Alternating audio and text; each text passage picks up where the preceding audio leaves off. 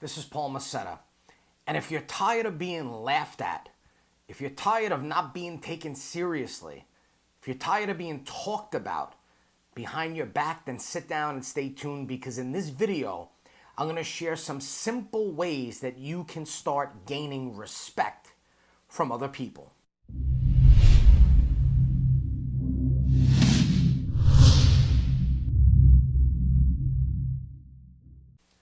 Respect. So many of us want it, so few of us actually get it. What I mean by actually get it is genuine respect, right? I'm not talking about the fake bullshit respect that people give you when you're face to face with them, but then the minute you turn your back, they're talking all kinds of shit about you to other people. That's not the respect that I'm talking about. I'm talking about genuine, true respect, where the minute you turn your back, people will fight to defend your honor.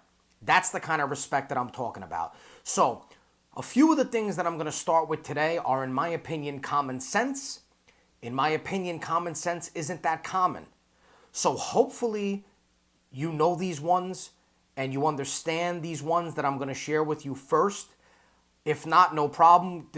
We'll go over them now. And then after that, I'm going to share with you a secret strategy that you can use to get respect from people without even saying anything to them. So, number one is, if you want respect, you got to give respect. Seems pretty simple, right? The problem is that because everyone's perception of the world is different, sometimes when you communicate with somebody, they're taking it as if you're disrespecting them, and you're not realizing that you're disrespecting them. And sometimes this happens on tiny little levels, like things that you would think are so insignificant. Like, why would they even matter? For that to even bother somebody would be completely petty. But again, everyone sees the world differently. Everyone places different values on different things. And so, for example, you might have to have a tough conversation with somebody where you have to point out a mistake that they made or something that they did that you didn't approve of. There are ways to go about that where you can get your point across being diplomatic. And then there are ways that you could do it where you're rude and disrespectful. And then there are ways where you think that you're being diplomatic, but the other person thinks that you're being rude or disrespectful. And again, it could happen on a tiny little small level. I'll give you an example. I just recently hired someone. I started a podcast and I hired a professional voiceover guy to do the intro for it. And out of all the people that I was looking for, he was on the more expensive side, but he also had a lot of good reviews. So I hired the guy. Now, in his list of requirements, he had all these rules that you had to follow and agree to in order for the project to take place. And if you missed the mark on any one of these and something happened and the project had to be redone, you had to pay extra for it. So I read through all the requirements. They seemed easy enough, so I agreed to them. So one of them was that if you gave him a script and you mispronounced or you didn't write something correctly in the script and it caused him to read it incorrectly, it would be your fault. So I wrote out the script really carefully. It wasn't that long. I thought the only thing this guy could screw up is my last name. So I put in parentheses how to pronounce my last name, like Macetta. I laid it out for him. Gives me back the intro, and of course, he screwed up my name. So I knew going into it that the guy might be a little defensive or a little combative.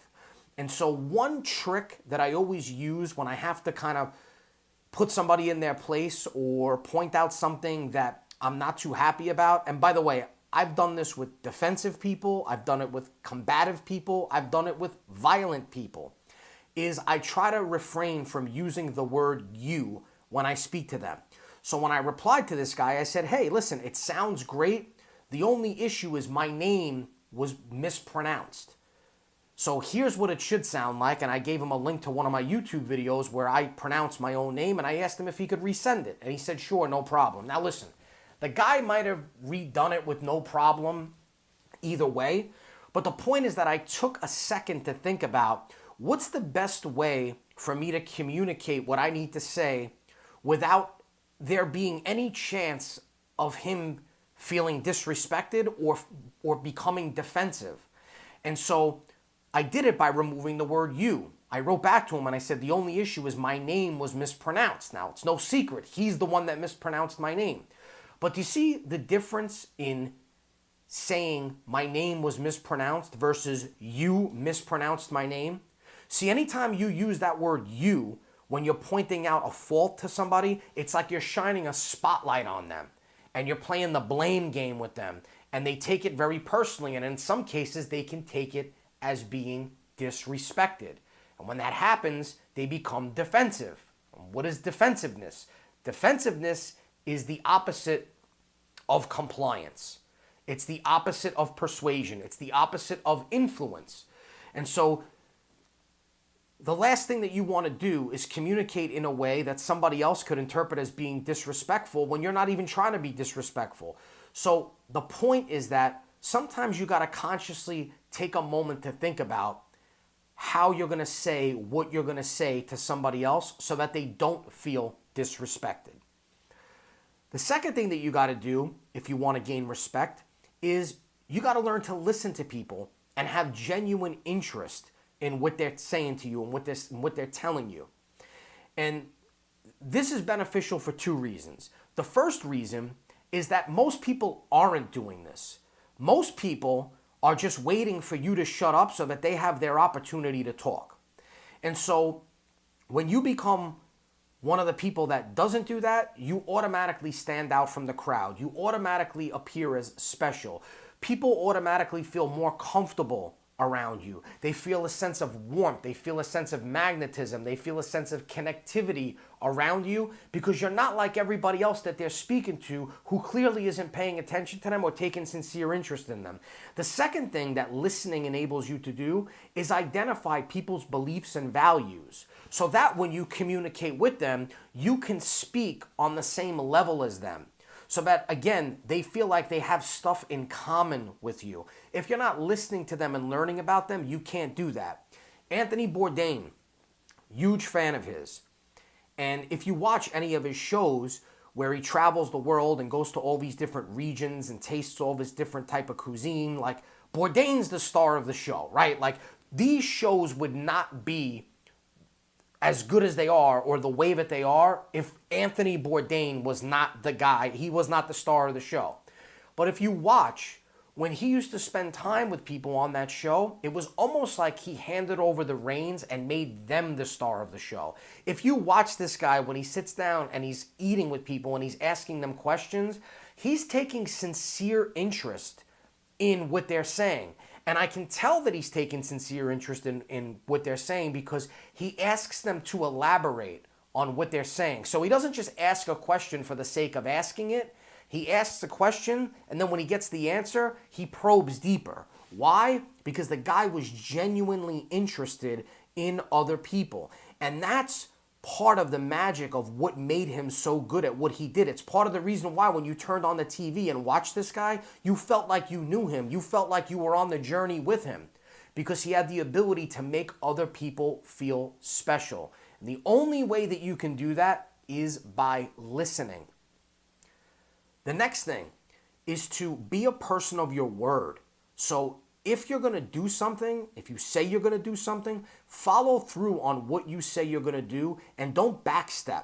I mean, listen, every once in a while, you do something or you say something, you might have to change your mind or take a different course of action, but don't let that become a habit.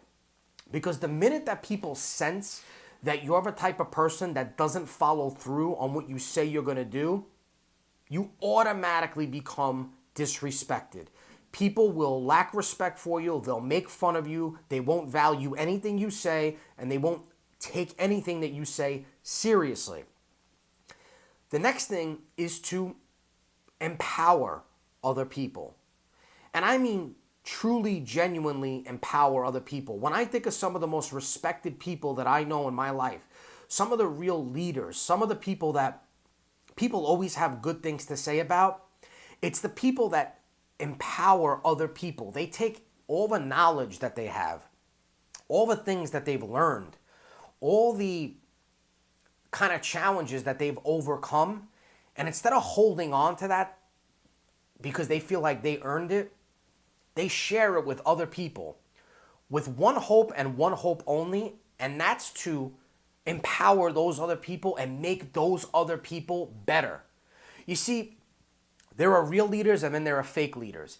Fake leaders pretend to help other people, but what they'll do is they'll give them just enough help to get the person to be better, but then they'll hold back something. And I don't know what that's about. I don't know if it's like a scarcity thing where they feel like there's not enough power in the world, and if they give away too much of it, it somehow takes away from their power, money, energy, resources. I don't know what it is. Or maybe they have a fear that if they help that person or they empower that person too much, that person will dethrone them, push them out of their position. I don't know what it's about. But what I do know is that that type of leadership is false leadership, and what it results in is false respect. Nobody really respects people that do that. They may pretend to respect you when they're around you, but the minute you turn your back, they're laughing at you and they're telling other people bad things about you. Whereas true leaders, people that have true, genuine respect, what they try to do is just empower other people and make them the best version of that person that they can be. The next thing that you got to do is never, under any circumstances, make excuses. Because no matter how good your excuse may be, I got news for you. In the end, all people are going to remember is that you made an excuse. Very rarely will they actually remember what the excuse was or what the reason was. They're just going to remember that you backed out, that you didn't follow through, and that you came up with some sort of an excuse for what you did. Conor McGregor, big fan of his. At the date of this recording, he just did a pay-per-view that sold the most pay-per-views in UFC history. He fought and lost to Khabib Nurmagomedov.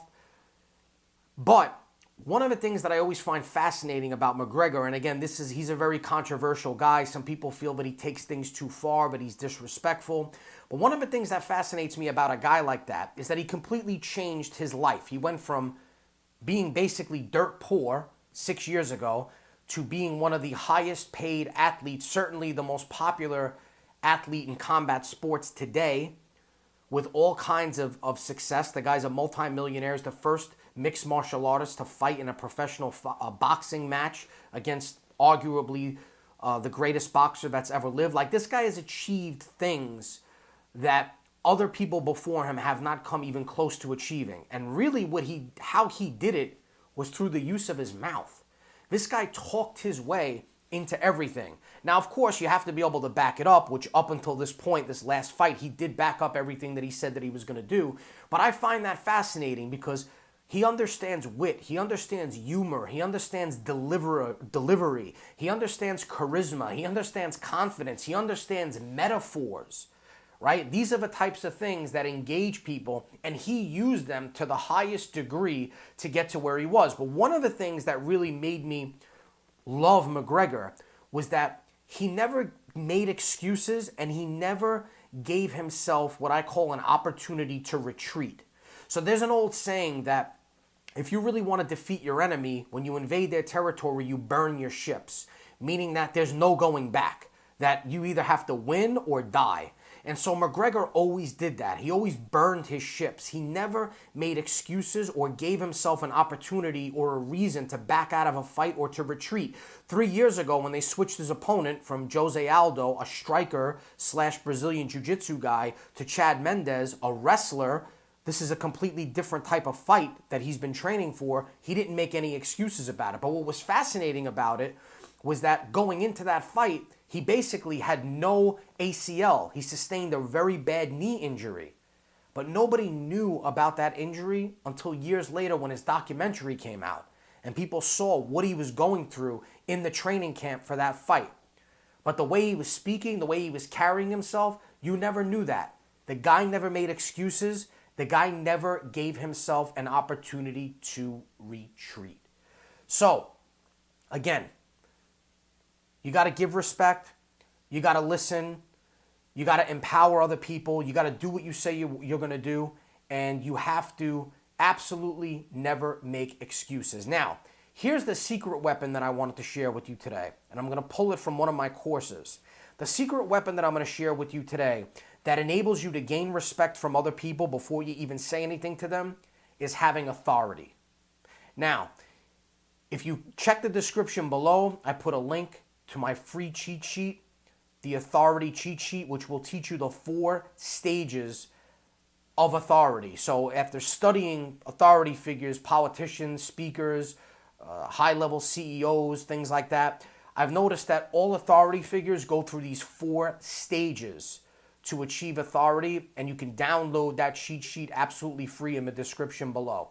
But really, here's what it boils down to, okay?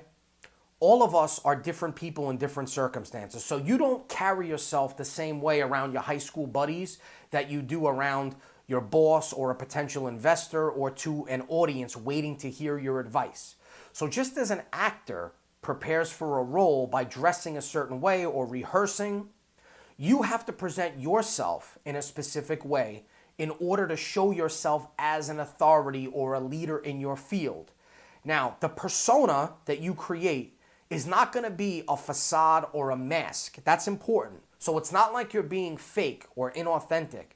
Instead, it's just an extension of yourself and is going to be based on the best parts of your personality and your knowledge base. So that's important. It's not that you're creating a fake persona. You're just extracting the best parts of your persona to create authority. And if you want to know why authority is important, you can check my playlist. I have another video where I teach you about the importance of authority and why people listen to authority figures. But it's hardwired into us that when we're in the presence of an authority, we're more likely to comply, we're more likely to listen to them, and we're more likely to respect them. So people make snap judgments about you, and they decide whether or not you're to be respected or listened to or not. And so without any conscious processing, they make these judgments based on the way that you look, the way that you dress, the way that you speak, your tone of voice, your gestures, your posture, your manners, and your mannerisms. Now, most people can tell when a person is posturing or when they're acting from a solid base of knowledge and experience. So authenticity is the key to creating a persona of authority. Creating a commanding presence will come from your own personal power base.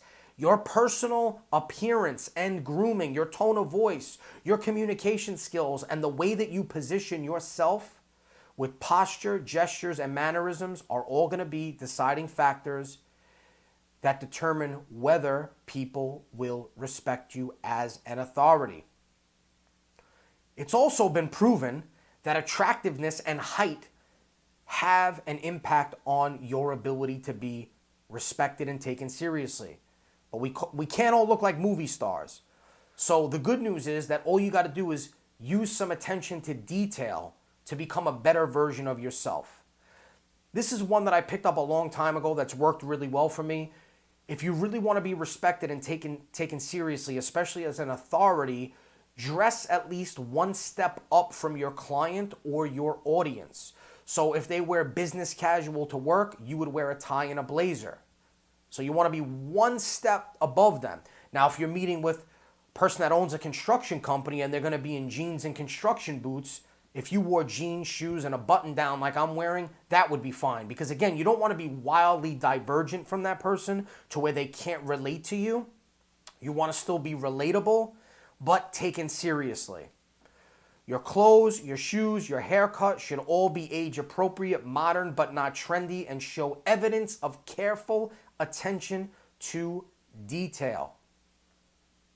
If you dress better regularly, it becomes part of your feeling of self-confidence. Yes, it's absolutely true that the clothing that you put on your body can have an impact on your confidence and how you are perceived by other people and how you perceive yourself. The speed of your voice, so tonality is also very important. People who speak very slowly can be considered to be unsure of themselves or not too bright. But if you speak too fast, you can be perceived as scattered or high pressure. So you need to vary the speed and tone of your voice to make your message more appealing. You also want to remove filler words like and, where an appropriately timed pause would suit the purpose more effectively. So you want to be able to pronounce your words correctly. Listen to effective speakers and you'll notice that they each develop a unique rhythm to their speech. This rhythm, as I'm doing right now, keeps the sound of their voices fresh so they can keep the audience engaged as they deliver their message. Knowing your material inside and out will make you a more self-confident speaker as well. Finally, positioning. So, what else can you do to command respect? What else can you do to own the room? Great posture and effective gestures are very important. Stay away from preening, cleaning, or nervous motions. Another tip I give people is videotape yourself. Videotape yourself giving a presentation to see if you're able to move in a way that commands the stage or if you have distracting mannerisms. You also want to remember that everything you say and do is part of your authority persona. Your body movements should reinforce a feeling of confidence, not anxiety. Your goal is to get your audience to trust you and value you before you even speak. So 3 keys to effective positioning. Number 1, establish your persona.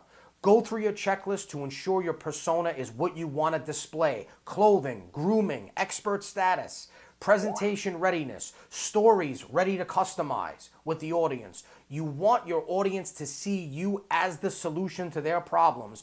Number 2, position your audience. Make sure they are the right audience or the right person. Do they match your ability level? Do they have the power to make decisions? You could develop the skill to influence almost anyone, but if they're not the right person, you ain't gonna be able to influence them. I mentioned this in an earlier video. There are some people that just simply cannot be persuaded. You gotta remember that.